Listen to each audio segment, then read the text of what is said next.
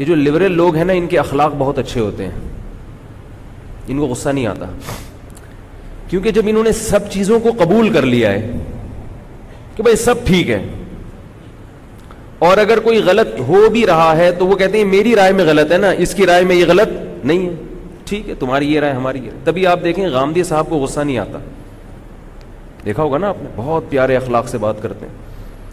وجہ اس کی یہ نہیں ہے کہ اخلاق اچھے ہیں, وجہ اس کی ہے کہ دین سے رشتہ نہیں ہے مضبوط.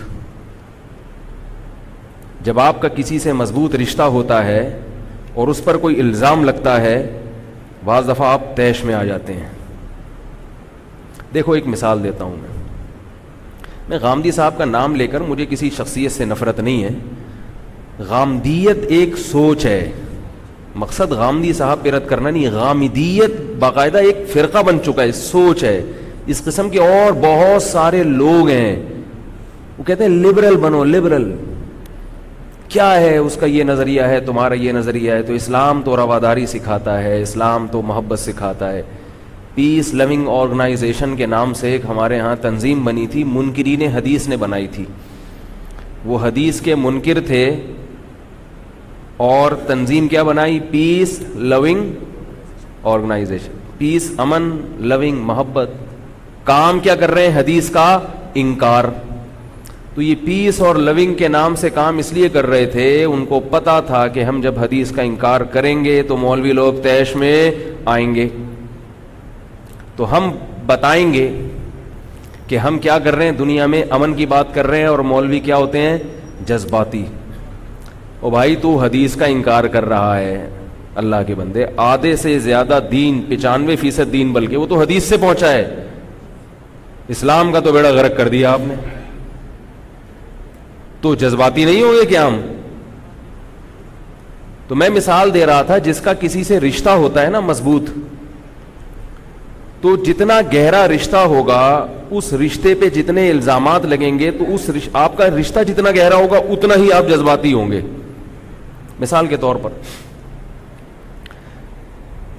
کوئی صاحب ہیں, کسی علاقے میں رہتے ہیں, آپ کا نہ ان سے لینا نہ دینا, کسی نے ان پہ الزام لگایا کہ معاذ اللہ انہوں نے زنا کیا ہے, بدکاری کی ہے, چوری کی ہے, ایک نمبر کا چور ہے وہ, آپ کو غصہ آئے گا؟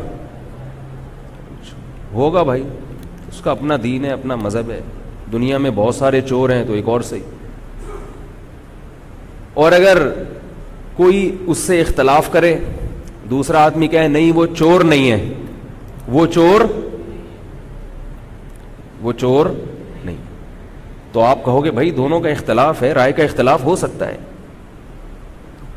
بھائی یہ کہہ رہا ہے چور ہے, یہ کہہ رہا ہے چور نہیں ہے, ٹھیک ہے بھائی, ہو سکتا ہے ان کے پاس گواہ ہوں, ہو سکتا ہے اس بیچارے کو پتہ نہ ہو. آپ براڈ مائنڈڈ بن جاؤ گے, آپ کا ظرف بہت کشادہ ہوگا. ٹھیک ہے, آپ کی رائے یہ ہے اور آپ کی رائے یہ, تو کوئی بات نہیں, کوئی بھی اپنی رائے پر, ہر مسلمان اپنی اپنی رائے پر عمل کرے. یہ الزام لگا آپ کے بچے پر ہے بھائی, پبلک کہہ رہی ہے غفار بھائی کا بچہ چور ہے. اب آپ براڈ مائنڈڈ بنو گے, بھائی رائے کا اختلاف ہے, اس نے کہا چور ہے, اگر تمہارے پاس دلیل ہے تم ثابت کر دو, اور اگر دلیل نہیں ہے تو اس سے قسم اٹھوا لیتے ہیں, تو کوئی اتنی فکر کی بات نہیں. رائے کا اختلاف ہے, ہوتا ہے بعض دفعہ کسی کو پتا ہوتا ہے کہ یہ چور ہے, بعض دفعہ کوئی سمجھتا ہے کہ یہ چور نہیں ہے. تو یہ میچور پنا تو نہ ہوا نا کہ چور کا الزام لگے اور آپ غصے ہو جائیں. تو میچور ہونے کی علامت ہے کہ آپ کو کوئی چور بھی بول دے تو آپ غصے نہ ہوں. یہ تقریر چلے گی اس وقت, اگر وہ بچہ آپ کا ہی ہے اور اس پر اس قسم کا الزام لگے, آپ طیش میں آؤ گے کہ نہیں آؤ گے؟ کیونکہ اس سے آپ کا رشتہ مضبوط ہے. آپ کہو گے یہ کیا ہو رہا ہے بھائی, میری تو نسل پر, اگر بچے پر چور کا الزام لگ جائے, اس کا کردار مجروح ہو جائے, تو معاشرے میں آپ کبھی بھی سر اٹھا کے چلنے کے قابل نہیں رہو گے. ہاں اگر بالفرض واقعی میں بچہ چور بھی ہو تو بھی آپ اس کو چھپانے کی کوشش کرو گے, کیونکہ آپ کا اپنی اولاد سے رشتہ ہے. سمجھ میں آ رہی ہے بات؟ تو اب یہ جو غامدیت والی سوچ ہے نا, اس قسم کے لبرل پروفیسر, سارے پروفیسر ایک جیسے نہیں ہوتے, میں بار بار بتا رہا ہوں, جو اس قسم کی سوچ رکھنے والے ہیں, وہ کہتے ہیں کہ اگر میں نے حضرت عیسیٰ کی حیات کا انکار کر دیا تو یہ میری تھنکنگ ہے, میرا نظریہ ہے. آپ اگر ان کی حیات کے قائل ہیں تو ٹھیک ہے. اگر آپ مانتے ہیں کہ حضرت عیسیٰ علیہ السلام دنیا میں آئیں گے, نازل ہوگے, تو آپ کی سوچ ہے, اس میں غصہ ہونے کی کیا بات. اور اس کے سامنے جو مولوی بیٹھے ہوتے ہیں وہ کیسے اندر سے پڑھ رہے ہوتے ہیں یہ کیا بول رہے, یہ کیا.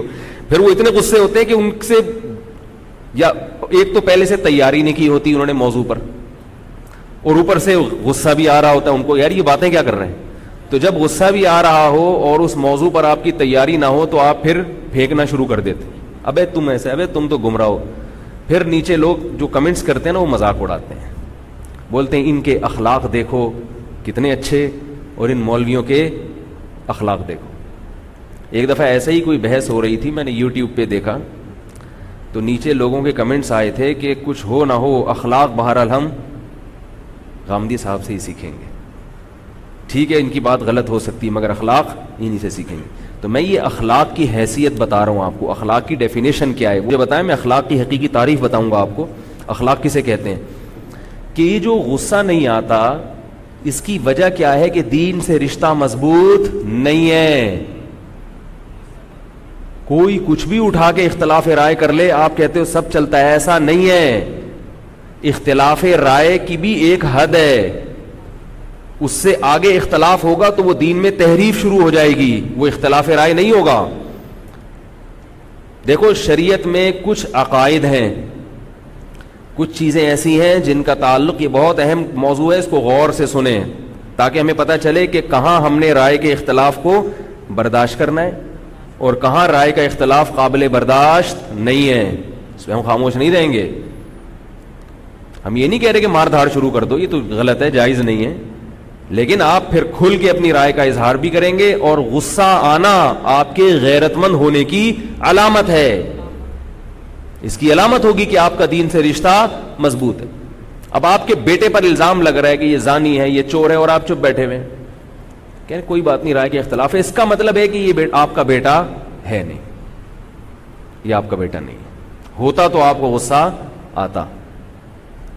تو میں یہ عرض کر رہا تھا کہ اختلاف رائے شریعت میں کہاں تک ہو سکتا ہے, بلکہ شریعت کیا ہر اس کا ایک عمومی ضابطہ ہے, ایک عمومی ضابطہ ہے کہ رائے کا اختلاف وہاں ہوگا جہاں دلائل شریعت ہی نے کسی چیز کو بہت دو ٹوک اور واضح انداز میں بیان نہیں کیا ہوگا. سمجھ رہے ہو بات کو؟ کچھ چیزیں ایسی ہیں جن کا ہمارے عقیدے سے, نظریے سے تعلق ہے.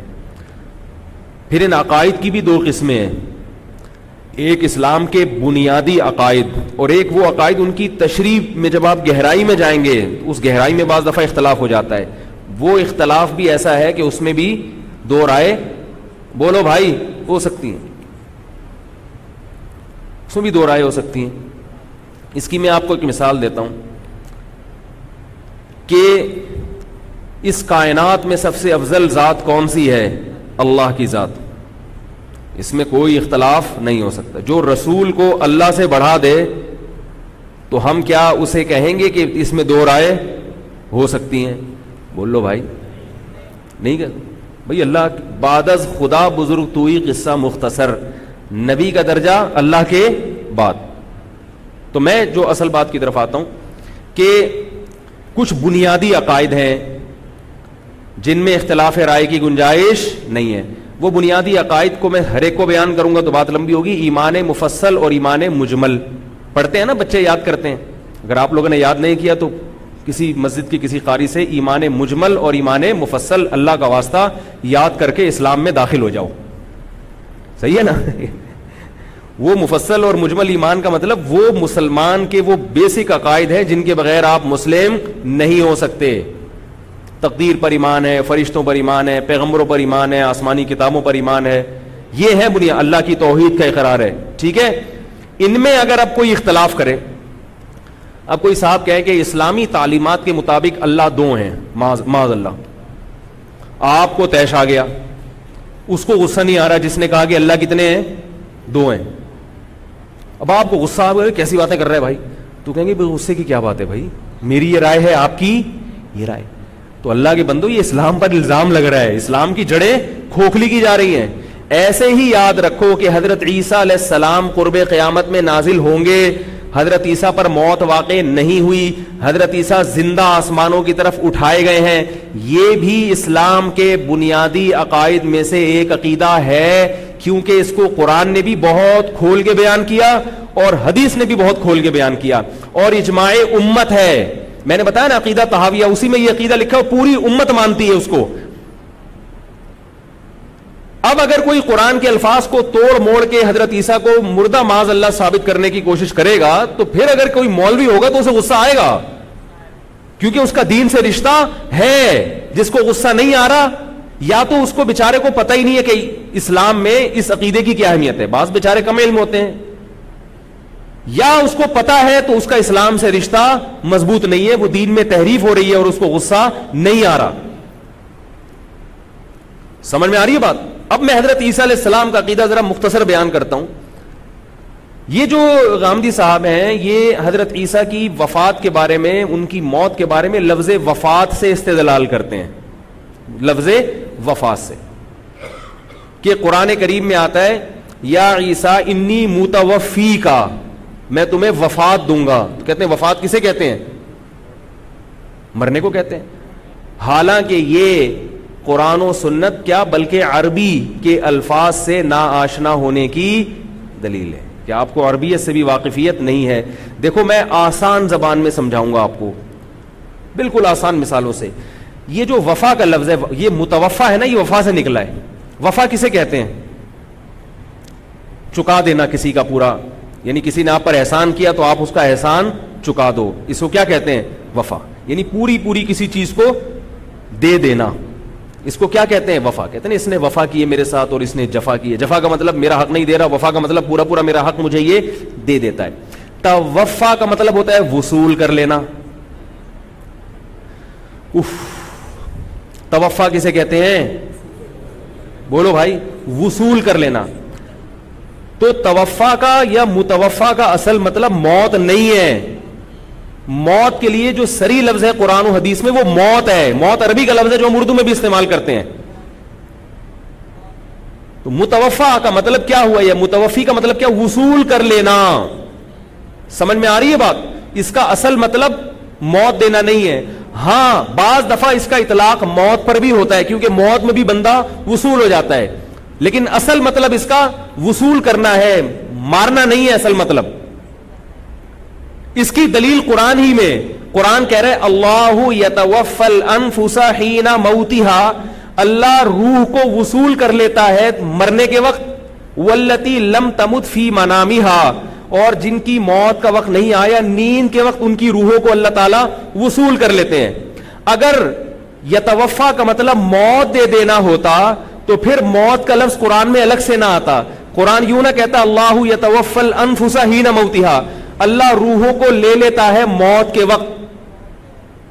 تو اس کا مطلب یتوفا کا بھی مطلب مرنا اور موت کے وقت کا بھی مطلب مرنا, تو ایک لفظ کا دو دفعہ تکرار ہو گیا نا. اگر یتوفا کا مطلب موت دینا ہوتا تو مطلب کیا ہوتا ہے اس آیت کا؟ اللہ موت دے دیتا ہے موت کے وقت, یہ مطلب ہوتا ہے اس آیت کا. جبکہ اس آیت کا غامدی صاحب بھی یہ ترجمہ نہیں کریں گے. نہیں آئی بات؟ دیکھو کسی لفظ کے معنی میں اگر الجھن ہو رہی ہو کہ اس کا یہ مطلب ہے کچھ اور مطلب, تو اس لفظ کو ایک ہی جملے میں 2 مرتبہ استعمال کرو. مترادف الفاظ کو ایک جملے میں 2 مرتبہ لے کر آؤ. تو اگر وہ جملہ بہت ہی عجیب سا بن جائے تو اس کا مطلب یہ ہوگا کہ ایک ہی لفظ کو بلا وجہ 2 دفعہ لایا جا رہا ہے. اور اگر پہلے لفظ کا مطلب کچھ اور اور دوسرے کا مطلب کچھ اور, تو پھر یہ جملہ فصاحت و بلاغت کے اصولوں پر اتر جائے گا. اس کی مثال ہے آب زمزم کا پانی. یہ پینڈوانہ جملہ ہے, آب زمزم کا پانی, اس لیے کہ آب کا مطلب بھی کیا ہے؟ پانی. اور اچھی مثال دیتا ہوں, کوہ مری کا پہاڑ لبے سڑک کے کنارے. لبے سڑک کسے کہتے ہیں بھائی؟ بولنے پر گورنمنٹ نے کوئی ٹیکس لگایا تو بتائیں یار, انتظامیہ سے کہیں گے وہ ٹیکس بھر دیں گے. لبے سڑک کسے کہتے ہیں؟ لبے سڑک, لب کہتے ہیں کنارے کو, لبے سڑک. اب اس کے بعد کنارہ کہنے کی ضرورت نہیں ہے.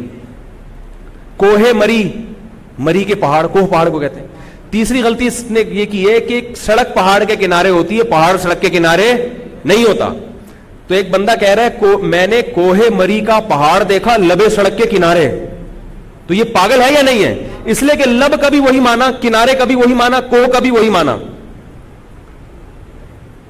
اگر اس کا کلام صحیح ہے تو اس کا مطلب کوہ کا مانا کچھ اور ہے, پہاڑ کا مانا کچھ اور, آب کا مانا کچھ اور, پانی کا مانا کچھ اور. تو اگر یہ توفا کا مطلب موت دینا ہوتا تو پھر آگے موت کا مطلب کیا ہے؟ پھر اللہ یتوفی الانفس حین موتہا, اللہ موت کے وقت تمہارے نفس کو وصول کر لیتا ہے. پتا چلا اس کا مطلب وصول کرنا ہے, اور یہ وصولی کب ہوتی ہے؟ موت کے وقت ہوتی ہے. تو یتوفا کا اصل مطلب موت دینا نہیں ہوا بلکہ وصول کرنا ہوا. ہاں یہ وصولی کبھی موت کی صورت میں ہوتی ہے, کبھی موت کے بغیر ہوتی ہے. دونوں قسم کی وصولیوں کو یہ لفظ شامل ہے. تو قرآن میں موت کے معنی میں بھی استعمال ہوا ہے, اس لیے نہیں کہ اس کے اصل معنی موت ہے, اس لیے کہ اصل معنی وصولی ہے, اور وصولی موت میں بھی ہوتی ہے لیکن موت کے بغیر بھی ہوتی ہے. اب حضرت عیسیٰ کے بارے میں قرآن کیا کہہ رہا ہے؟ انی متوفی کا, اے عیسیٰ میں تجھے وصول کر لوں گا, ورافعک الیہ, اور اپنی طرف اٹھا لوں گا. تو پتا چلا کہ قرآن کہہ رہا ہے کہ متوفا کے دو مطلب آتے ہیں, تو میں اگلا لفظ لا کے متوفا کے پہلے والے ایک مطلب کی تعیین کر رہا ہوں. ورنہ جب کسی کو موت دی جاتی ہے تو اوپر اٹھایا نہیں جاتا. نہیں آ رہی بات؟ اب اس پہ بھی ممکن ہے کوئی اشکال کرے کہ بھئی یہاں تک سمجھ میں آ گیا. یہ عطف جو ہے نا, عربی میں تفسیری عطف بھی ہوتا ہے. پچھلا جملہ ایسا ہے جس میں دو احتمال ہیں, تو واو لا کے آپ نے اس کا اصل معنی متعین کر دیا کہ یہ والا معنی ہے. اے عیسیٰ میں تجھے وصول کروں گا, ورافعک, اور اٹھاؤں گا اپنی طرف. اب بعض لوگ اس کے کہتے ہیں اٹھاؤں گا کا مطلب یہ ہے کہ تجھے اونچا مرتبہ دوں گا میں. جب آپ نے تحریف کی قسم کھائی بھی ہو نا قرآن کی آیتوں کو توڑنے موڑنے کی, تو پھر اللہ ہی کی پناہ مانگنی چاہیے. لیکن اللہ کی قدرت دیکھیں کہ اللہ نے عقائد کا معاملہ اتنا واضح کر دیا کہ کوئی کتنی بھی تحریف کرنا چاہے عقائد کے معاملے میں الحمدللہ تحریف نہیں کر سکتا. اور وہ کہیں گے رافعک الیہ, میں تجھے اپنی طرف اٹھا لوں گا. تو اگر یہاں مرتبہ دینا مراد ہے, جیسے کہ ایک اور جگہ قرآن میں رفع کا لفظ مرتبے کے معنی میں بھی آیا ہے, وَرَفَعْنَاهُ مَكَانًا عَلِيًّا, ہم نے اونچا مقام دیا ان کو. تو بعض لوگ کہتے ہیں دیکھو قرآن میں رفع کا لفظ تو اونچے مقام کے معنی میں بھی آیا, تو یہاں بھی کیا مراد ہے؟ اونچا مقام. تو آگے مطہرو کا اس نے اس معنی کی نفی کر دی کہ یہاں اونچا مقام مراد نہیں ہے, کیونکہ مطہرو کا من الذین کفروا, کافروں سے تجھے بچا لوں گا. کافروں سے بچانا کیسے تھا؟ یہودی آپ کو قتل کرنے کے در پہ تھے, اس موقع پہ اللہ کہہ رہے کہ اے عیسیٰ میں تجھے وصول کر لوں گا, اپنی طرف اٹھا لوں گا, اور کافروں سے بچا لوں گا. اونچا مقام اور مرتبہ دے کر تھوڑی بچایا جاتا ہے. یہاں صاف بتا رہے ہیں کہ یہ یہودی تمہیں قتل نہیں کر سکتے کیونکہ میں تمہیں اٹھا لوں گا. پھر اللہ کہہ رہے ہیں دیکھو ایک صاحب آئیں گے 15ویں صدی میں, وہ کہیں گے اٹھانے کا مقصد کیا ہے؟ موت دینا. تو میں بتا رہا ہوں رافعو کا, باقاعدہ اٹھا لوں گا. پھر اللہ کہہ رہے ہیں وہ باقاعدہ اٹھانے کا مطلب بھی تحریف کرے گا. ایک مولوی صاحب, ایک پروفیسر صاحب آنے والے ہیں, تو اللہ کہہ رہے ہیں مطہرو کا, اٹھانے کا مقصد کیا ہوگا؟ یہ کافروں کے قتل ہونے سے آپ کو بچا لوں گا میں. اگر موت دے کر بچانا مقصد ہوتا تو بچایا کہاں پھر؟ یہی تو چاہتے تھے یہودی قتل کر دیں. آپ میرے پاس آئے پناہ کے لیے, یار مفتی صاحب مجھے بندہ مارنا چاہتا ہے, آپ مجھے بچا لیں. میں نے قتل کر دیا, میں نے آپ کو قتل کر دیا اس لیے کہ اب آپ کو میں نے کیا کیا ہے؟ بچا لیا. کہیں گے بچا کیا, وہی کام کر دیا جو وہ چاہ رہے تھے, یہ بچانا ہوا. اب وہاں تو میں پولیس نہیں لے جا سکتا, آپ کو سمجھا سکتا ہوں. اور یہ تو قرآن کے الفاظ ہیں. اسی طرح بالکل دوسرے مقام پہ قرآن کے الفاظ اس سے بھی واضح ہیں. وما قتلوہ وما صلبوہ, اللہ فرماتے ہیں انہوں نے عیسیٰ کو قتل نہیں کیا. وما صلبوہ, انہوں نے عیسیٰ کو سولی نہیں لٹکایا. لیکن شبہ لہم, معاملہ ان پر مشتبہ کر دیا گیا. اے اللہ پھر ہوا کیا ہے؟ بل رفعہ اللہ الیہ, اللہ فرماتے ہیں بلکہ میں نے اس کو اپنی طرف اٹھا لیا. اب یہ جو بل کا لفظ ہے یہ پچھلے کلام کی تکمیل کے لیے آتا ہے. پچھلے کلام سے جو بات سمجھ میں آ رہی ہے نا, اس میں اگر کوئی اجمال رہ جائے تو اس کی تکمیل ہوتی ہے. ایک گویا اشکال پیدا ہو رہا ہے کہ اللہ پھر ہوا کیا, کیونکہ وہ تو سولی پر بھی لے گئے, انہوں نے اپنے خیال میں تو لٹکایا بھی, جبکہ اللہ کہہ رہے ہیں نہیں قتل کیا, نہ انہوں نے سولی پہ لٹکایا. تو اللہ پھر ہوا کیا؟ اللہ فرماتے ہیں بل رفعہ اللہ الیہ, اللہ نے ان کو اپنی طرف اٹھا لیا. اب اگر رفع کا مطلب مرتبے میں اٹھانا مراد ہے تو پھر یہ کلام بلیغ کلام نہیں ہوگا, اس لیے کہ کلام میں آپس میں ربط ہی نہیں ہوگا. پھر کلام کا مطلب یہ ہو جائے گا کہ نہ انہوں نے عیسیٰ کو قتل کیا نہ سولی پہ لٹکایا. اے اللہ پھر وہ جو واقعہ ہوا تھا اس میں نتیجہ کیا نکلا؟ اللہ کہیں گے میں نے عیسیٰ کو بہت اونچے مرتبہ دے دیا. تو مرتبہ دینے کا اس پچھلی آیت سے ربط کیا ہوا؟ او بھائی ایک بندہ میرے پاس آیا پناہ کے لیے کہ مولوی صاحب ڈاکو لگے ہوئے مجھے قتل کرنا چاہتے ہیں. اب کیا ہوا؟ میں نے آپ کو چھپا لیا یا کسی دوسرے ملک بھجوا دیا. اب آپ کے ابا آئے کہ مولوی صاحب آپ کے پاس میں نے سنا ہے کہ میرا بچہ آیا تھا پناہ کے لیے, تو میں تسلی کہوں گا کہ بھائی ڈاکوؤں نے اس کو قتل نہیں کیا, تسلی رکھیں, اور نہ ڈاکو نے اس کو سولی دی. فوراً ابا کہیں گے پھر ہوا کیا؟ کہوں گا میں نے اس کو بہت اونچے مرتبے پہ پہنچا دیا. اب ابا ڈر جائیں گے, لگتا ہے کہ اس نے خود ہی شہادت کے مرتبے پر پہنچا دیا. خدا کے بندو کامن سینس استعمال کرو. کن لوگوں کے پیچھے بھاگ رہے ہو؟ علماء کیا ختم ہو گئے دنیا سے جو آپ دین سیکھنے کے لیے پروفیسروں کے پاس جا رہے ہو؟ سارے پروفیسر میں مانتا ہوں گمراہ نہیں ہوتے, ان میں بھی ہر طرح کے لوگ ہوتے ہیں, بہت سے علم بھی رکھتے ہیں, لیکن دین سیکھا جائے گا ان علماء سے جو مدارس سے پڑھ کر آتے ہیں, جن کا کوئی سلسلہ ہے صدیوں سے چلا آ رہا ہے. یتیم نہیں ہے دین. یہ عجیب عجیب قسم کی تعویلات. اور آگے قرآن کہہ رہا وکان اللہ عزیزا حکیما, اللہ زبردست غالب ہے اور حکمت والا ہے. اللہ اپنی یہ صفت کیوں بیان کر رہا ہے کہ تمہیں اشکال ہوگا اللہ آسمان پر اٹھایا ہزاروں سال ہو گئے ابھی تک نہیں آئے نیچے, یہ کیا ہو رہا ہے؟ اس اشکال کا اللہ جواب دے رہے ہیں اللہ بڑا طاقتور ہے. یہ آیت خود اس بات کی علامت ہے کہ یہاں رفع سے مراد کیا ہے؟ جسمانی طور پر اٹھانا مراد ہے, روحانی مرتبہ دینا مراد نہیں ہے. آ گئی سمجھ میں کہ نہیں آئی ہے؟ تو بات کیا چل رہی تھی؟ تو میں یہ کہہ رہا تھا اب اس قسم کے عقائد جب غامدی صاحب چھیڑیں گے مارکیٹ میں تو پھر سامنے بیٹھے ہوئے آدمی کو اگر غصہ آ جائے تو یہ غیرت کی علامت ہوگی. اور غامدی صاحب کو غصہ نہیں آ رہا یا ان جیسے لوگوں کو غصہ نہیں آ رہا تو یہ اخلاق کی علامت نہیں ہے, یہ اس کی علامت ہے کہ آپ کا دین سے رشتہ مضبوط نہیں ہے. مضبوط ہوتا تو آپ کو بھی غیرت. یہ کیا ہو رہا ہے بھائی؟ دین میں تحریف کیوں ہو رہی ہے؟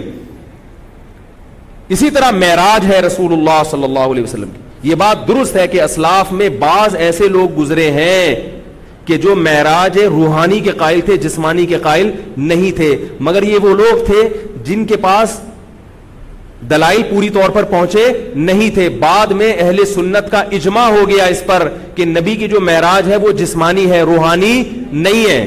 اس پر میں کسی اور وقت میں دلائل دوں گا, یا میں شاید اس پر ایک بات ہو بھی چکی ہے. وہ بھی جسم سے نبی صلی اللہ علیہ وسلم جو ہے نا وہ, اور جو لوگ آسمان کی طرف جانے کے جسم سے قائل نہیں ہے وہ بھی بیت المقدس تک جانے کے قائل ہیں کہ بیت المقدس میں نبی اپنے جسم کے ساتھ گئے ہیں, وہاں لاکھوں پیغمبروں کی آپ نے امامت کرائی ہے. حدیث جو ہماری ہے نا امام کے پیچھے فاتحہ نہ پڑھنے کی, وہ من کان لہ امام فقراءۃ الامام لہ قراءۃ, حدیث میں آتا ہے جس کا امام ہے تو امام کی قراءت مقتدی کے لیے کافی. اس کے علاوہ بھی ہیں دلائل. بہرحال یہ اختلافی مسئلہ ہے, دونوں طرف دلائل ہے. اس میں اگر آپ کو غصہ آئے گا تو یہ آپ کے پاگل ہونے کی دلیل ہو. اس میں چلتا ہے بھائی آپ کے دلیل یہ امام شافعی کا مذہب یہ ہے کہ فاتحہ پڑھی جائے, ہمارا مذہب ہے کہ نہیں پڑھی جائے. دلائل دے دو جس کے سمجھ میں آتے ٹھیک ہے, نہیں آئے تو بھی ٹھیک ہے. اس میں آپ کو غصہ آ رہا ہے تو پاگل ہونے کی دلیل ہے, کیونکہ ان چیزوں کو شریعت نے بہت زیادہ وضاحت سے بیان نہیں کیا. اگر کیا ہوتا تو ابو حنیفہ اور امام شافعی جیسے مجتہدین کا اختلاف نہ ہوتا. ان کا اختلاف ہونا اس کی علامت ہے کہ دونوں طرف دلائل ہیں. سمجھ رہے ہو کہ نہیں سمجھ رہے؟ تو ایک تو اسلام کے وہ عقائد ہیں, ان میں اختلاف رائے کی گنجائش نہیں ہے, بنیادی عقائد. آگے ایک پیچیدگی میں جائیں گے کہ وہ عرش سے افضل ہے کہ نہیں ہے, یہ پیچیدہ باتیں ہیں, ان میں اگر کوئی اختلاف کرتے تو بھی ٹھیک ہے. دوسری مسئلہ کیا ہے؟ دوسرا مسئلہ کہ مسائل کے باب میں, حلال و حرام کے باب میں کچھ مسائل ایسے ہیں کہ ان کو بھی شریعت نے بہت کھول کے بیان کر دیا, ان میں بھی اختلاف رائے کی گنجائش. بولو بھائی, نمازیں کتنی فرض ہیں؟ اب اس میں اگر کوئی کہ 4 3 فرض ہیں